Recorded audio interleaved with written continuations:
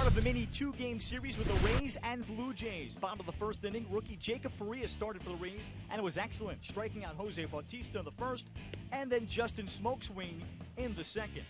Top of the third inning, Marco Estrada starting for the Rays. Tyler Featherston will serve that one out to right center field, and over the wall. Solo shot makes it 1-0 Rays, first of the season for Featherston. Top of the third inning, this was the big blow. First and second, one down, Logan Morrison. He'll homer on a deep drive to center field off of Estrada. His 18th, 4-0 Rays. Meanwhile, Faria was cruising.